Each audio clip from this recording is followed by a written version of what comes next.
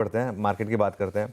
अच्छा, एक चीज़ जो हमने कल भी कही थी, मैं आज उसको रिविज़िट करना चाह रहा हूँ। ये महीना बाज़ार के लिए काफ़ी अच्छा रहा है और अगर आप देखें बिल्कुल ट्रेडर्स और निवेशक दोनों के लिए निफ्टी भले ही 1.7% चला हो, लेकिन जो रैली है ना वो उससे बड़ी है। कई बार क्या होता है, स्टैटिस्टिक्स आपको असली पिक्चर नहीं दिखाते हैं।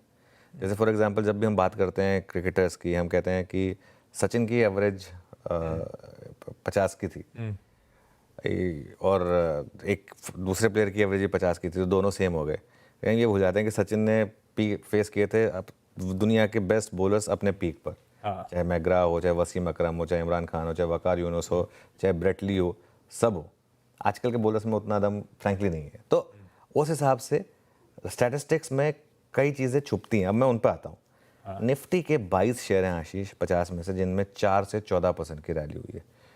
22 स्टॉक्स मतलब 44% ऑफ द निफ्टी में मिनिमम 4% की और मैक्सिमम 14% की रैली हुई है।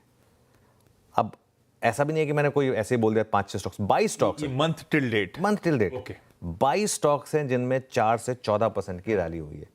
इसका मतलब 40% से ज़्यादा निफ्टी के स्टॉक्स में बड़ी रैली हुई है। आप 4% की निफ्टी की रैली के स्टॉक की रैली को बड़ी रैली मानेंगे, 14% तो बहुत बड़ी रैली होगी।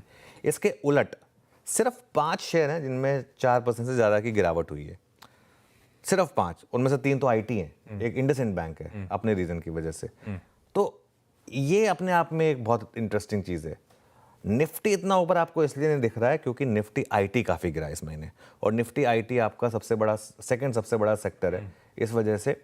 तो निफ्टी आईटी क्योंकि इतना गिरा इस महीने, इसलिए उसने निफ्टी में इतना आपको फॉरवर्ड नहीं दिखाया। लेकिन सिर्फ निफ्टी आईटी को, निफ्टी आईटी का मूव देखिए आप, किस तरीके से गिरा ये इंडेक्स। इतना गिरने के बाद भी मार्केट अपने लो से कितना ऊपर है। मार्केट का लो क्या था 21,800, उसके मुकाबले हम काफ़ी ऊपर है। तो बाकी के सेक्टर्स दिखाता हूँ मैं आपको। सिर्फ एक आईटी है रेड में, बाकी एक आध मीडिया इंडेक्स वगैरह है, उसकी कोई खास वैल्यू है नहीं, उसमें 1-2 स्टॉक ही हैं। बाकी बड़े इंडेक्स देखिए आप किस तरीके के रिटर्न्स रहे हैं। मेटल्स, पीएसयू, पावर 7 से 8% के रिटर्न, सारे हाई बीटा इंडेक्स हैं ये। कैपिटल गुड्स में 5% का रिटर्न है, ऑयल एंड गैस में 4.5% का रिटर्न है। आईटी भले ही गिरा हो लेकिन फार्मा में 4.5% का रिटर्न है।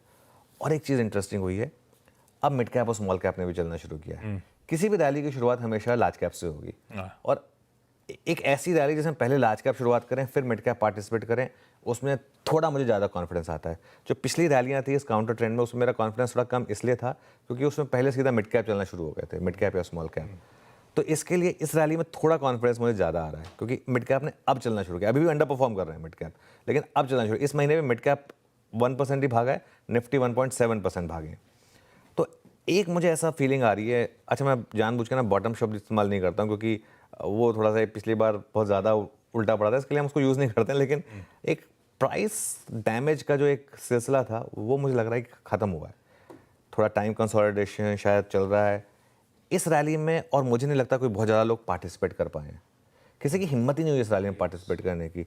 पिछले महीने जो एसआईपी स्टॉपेज का रेशो बढ़ा था, हमने उसकी भी बात की थी। तो ये रैली मुझे लग रहा है इसी तरीके से कंटिन्यू कर सकती है, प्रोवाइडेड एक स्पीड ब्रेकर आएगा 22,800 पर, बिल्कुल आएगा वो स्पीड ब्रेकर। और वो स्पीड ब्रेकर कितना बड़ा है, वो गाड़ी को डिरेल करेगा या सिर्फ गाड़ी को कुछ देर के लिए रोकेगा, ये ऑब्वियसली एक पॉइंट होगा डिस्कस करने का। लेकिन शायद ओवरऑल जो रैली है वो इसी तरीके से कंटिन्यू करती रहे।